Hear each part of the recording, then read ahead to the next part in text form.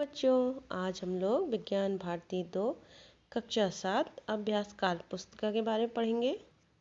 कार्य पुस्तिका के आज हम इकाई 5 ऊष्मा एवं ताप के बारे में अध्ययन करेंगे। इसमें हमें कॉलम दिए हैं जिसमें हमें भरना है।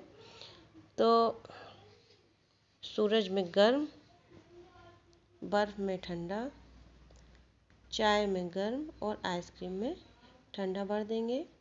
व्यक्ति को बुखार आने पर उसका ताप मापने के लिए किस यंत्र का प्रयोग करते हैं? तो हम तापमापी या थर्मामीटर का प्रयोग करते हैं। इन डिब्बों में हमें उचित देकर उचित ताप भरना है। इस ताप पर जल उबलता है तो 100 डिग्री सेल्सियस पर। मनुष्य के शरीर का ताप होता है तो 37 डिग्री सेल्सियस। इस ताप पर पानी जमता है तो 0 डिग्री पे। अगला है हमारा, मीरा ने चाय बनाने के लिए पतीला गैस पर रखा। उसने कुछ समय बाद पतीले का हैंडल पकड़ा।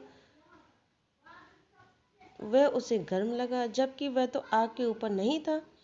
क्या आप बता सकते हैं कि पतीले का हैंडल ऊष्मा संचरण की किस विधि द्वारा गर्म हुआ?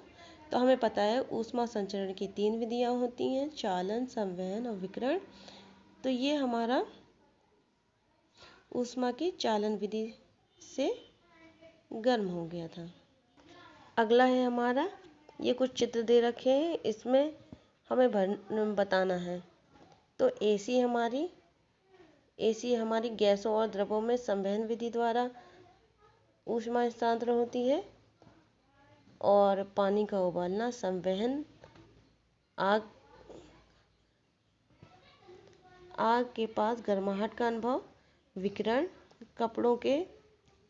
कपड़ों में इस्त्री करना चालन, सूरज की गर्मी पृथ्वी तक पहुंचना विकिरण। अगला है हमारा, रामू के यहाँ शादी में शरबत बनाने के लिए बर्फ की सिल्ली मंगाई गई। उसने देखा कि बर्फ की सिल्ली बोरे की परतों से लिपटी हुई थी। क्या आप बता सकते कि ऐसा क्यों किया गया? तो ऐसा इसलिए किया गया कि बर्फ को पिघलने से बचाने के लिए उसके चारों ओर बोरे की परत लपेट देते हैं। इससे ऊष्मा का संचरण नहीं हो पाता है और बर्फ नहीं पिघलती है हमारी। मिलान करना है तो ऊष्मा का सुचालक और कुचालक, इसको आप कर लीजिएगा। अगला है हमारा, ऊष्मीय ऊर्जा का मात्रक कैलोरी या जूल होता है और 1 कैलोरी बराबर इतने 4.18 जूल होता है।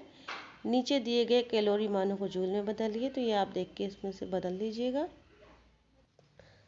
अगला है हमारा, दिए गए शब्दों में सही शब्द छांटकर रिक्त स्थानों की पूर्ति कीजिए। तो ये दे रखा है हमारा 0 डिग्री सेल्सियस, अधोबिंदु 1 डिग्री सेल्सियस, 100 डिग्री सेल्सियस, ऊर्ध्व बिंदु। तो इसको पढ़ के हमें भरना है।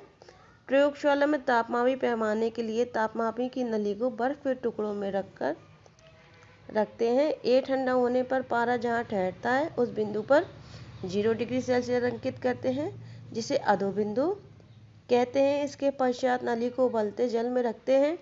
ए उस बिंदु पर 100 डिग्री सेल्सियस अंकित करते हैं। इस बिंदु को ऊर्ध्व बिंदु कहते हैं।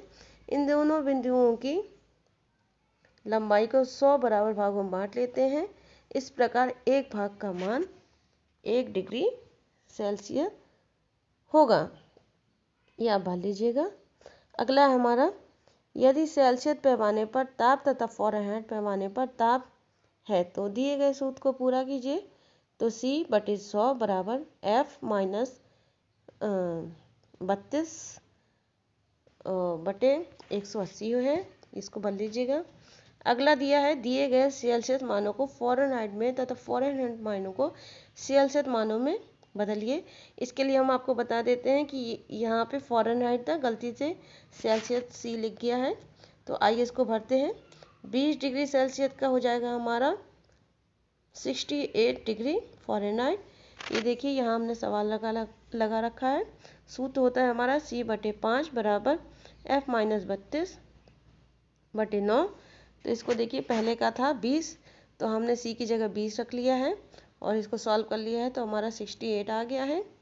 अगला हमारा 37 डिग्री सेल्सियस भरा है हमने, इतना है। इसको देखिए ऐसे हल किया है। इसमें हमारा C नहीं दिया गया है, C निकालना है। तो इस तरह हल करके हमने इसमें से C निकाल लिया 37 डिग्री, तो इसमें भर दिया है। अगला है हमारा 70 डिग्री सेल्सियस तो तीसरा वाला ये है 70 लगा के हमने सी की जगह 70 रख के मान, और इसका एफ का मान निकाल लिया है 158 डिग्री फ़ारेनहाइट। अगला है हमारा 37 डिग्री सेल्सियस।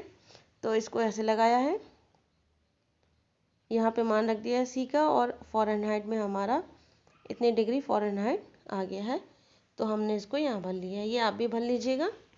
अगला है हमारा कुछ पदार्थ गर्म करने पर ठोस अवस्था से सीधे गैसीय अवस्था में बदल जाते हैं। ऐसे पदार्थ ऊर्ध्वपातन पदार्थ कहलाते हैं, जैसे कपूर और नौसादर आदि। अगला है दो फंसे हुए गिलासों को निकालने के लिए उनको गर्म करते हैं, जिससे वे आसानी से निकल जाते हैं। क्या आप बता सकते हैं कि यह प्रक्रिया किस प्रक्रिया के कारण होता है? दैनिक जीवन में इस प्रकार प्रक्रिया के उपयोग के बारे में उदाहरण दें। तो इसका आंसर यह लिखा है, धातु के ठोस पदार्थ गर्म करते समय फैलते हैं तथा ठंडा करने पर सिकुड़ते हैं। गर्म करने पर ठोसों के आकार में वृद्धि को प्रसार कहते हैं। रेल की पटरियों को जोड़ते समय, ये उदाहरण है, उनके बीच कुछ जगह छोड़ी जाती है ताकि गर्मी के मौसम में पटरी गर्म होकर फैलने पर टेढ़ी ना हो। इसी तरह एक उदाहरण और है हमारा, दो खंभों के बीच तार को ढीला बांधा जाता है ताकि सर्दी में तार के सिकुड़ने पर खंभे टेढ़े ना हो। और हमारे जो ग्लास होते हैं इनको गर्म करने में प्रसार होता है, जिससे कि हमारे जल्दी निकल आते हैं। आप भी भर लीजिएगा इसको। अगला है हमारा 14 नंबर का, 1 ग्राम जल का ताप 1 डिग्री सेल्सियस बढ़ाने के लिए आवश्यक ऊष्मा की मात्रा को 1 कैलोरी कहते हैं। तो इसका कैलोरी भर दिया हमने। निम्नलिखित में से कौन सी ऊर्जा गर्म जगह से ठंडी जगह तक स्थानांतरित होती है? तो ये ऊष्मीय ऊर्जा होती है। तो आप भी भर लीजिएगा इसको। मिलते हैं अगले इकाई में। Thank you.